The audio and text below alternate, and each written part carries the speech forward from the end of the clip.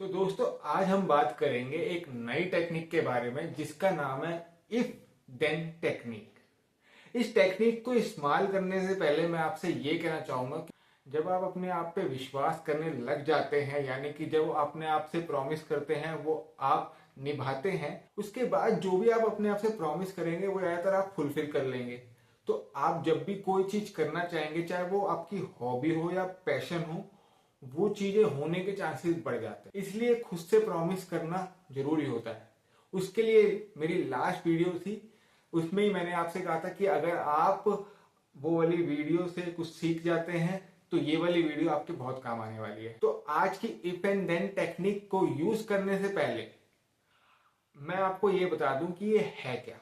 बचपन में आपने देखा होगा कि जब भी हमारे माँ बाप हमें कहते हैं कि आपको पढ़ना पड़ेगा इतने मार्क्स लाने के लिए, आपको ज्यादा पढ़ना पड़ेगा इससे ज्यादा मार्क्स लाने के लिए, यानी कि if you study then you will get marks and if you do better study then you will get better marks. यही है सिंपल सी टेक्निक इफ एंड देन। रोजमर्रा की जिंदगी में ये टेक्निक काम इसलिए आती है क्योंकि बचपन में तो वहां पर रिवॉर्ड्स होते हैं मार्क्स, कि हमें मार्क्स मिलेंगे, हमें माता पिता से गिफ्ट मिलेंगे। लेकिन एक एज तक आते आते हमारे पास कोई गिफ्ट नहीं मिलता, हमें कोई सरप्राइज करने के लिए नहीं आता, या हमारे पास कोई टारगेट नहीं होता। तब ये टेक्निक काम आती है। ये टेक्निक मैंने पढ़ी थी एक रिसर्च से, जो कि रिसर्च का लिंक मैं नीचे डिस्क्रिप्शन में शेयर कर दूंगा। अगर आप पढ़ना चाहें, उसमें बहुत सारी चीजें हैं प्लानिंग से रिलेटेड, तो आप पढ़ सकते हैं। आजकल की रोजमर्रा की जिंदगी में इस टेक्निक को अप्लाई करने से पहले आप जो रिवॉर्ड सिस्टम बनाना चाहते हैं, उसके लिए जो आप करना चाहते हैं, पहले वो काम आपको करना आना चाहिए। सपोज करो आप बैडमिंटन खेलने में अच्छा होना चाहते हो और महीने में कम से कम 10 बार बैडमिंटन खेलना चाहते हो ताकि आपकी हेल्थ अच्छी रहे।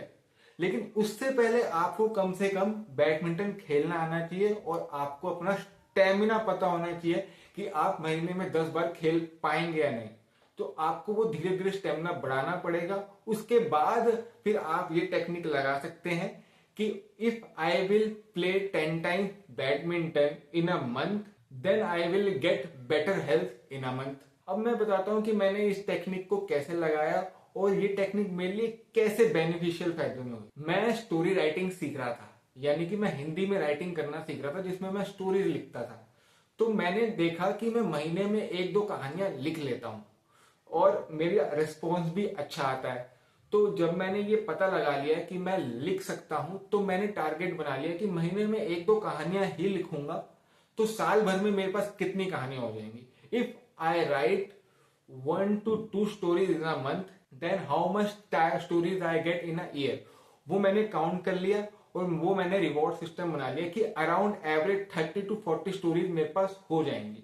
और आज के टाइम पे मेरे पास एक साल बाद 30 to 40 स्टोरीज का आइडिया और 30 स्टोरीज मेरे पास हैं, जिसमें से कुछ स्टोरीज की मैंने अपनी एक बुक भी छाप दी है जो कि ऑनलाइन आज अवेलेबल भी है।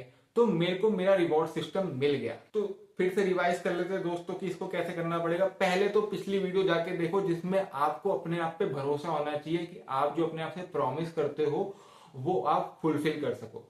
दूसरा, आपकी कोई हॉबी या पैशन होना चाहिए जो आप रेगुलर बेसिस पे ट्राई करते हो, जो चीज आपको आती हो और आपके पास टाइम फ्रेम हो। तीसरा, आपको लिख लेना है एक जगह पे कि if you will do this then you will get that in a particular time, ताकि आपको वो रिवॉर्ड मिल सके और आफ्टर सर्टेन टाइम आप उस अचीवमेंट से खुश हो। अगर आपको ये वीडियो पसंद आई हो तो इस वीडियो को लाइक जरूर कीजिए, और किसी को रिवॉर्ड सिस्टम बनाने में दिक्कत आ रही हो तो इस वीडियो को उसको शेयर जरूर कीजिए और चैनल को सब्सक्राइब जरूर कीजिए। नए आइडियाज, नई नॉलेज और नई टेक्निक जानने के लिए मैं आपको हमेशा एक नई चीज के साथ मिलूंगा।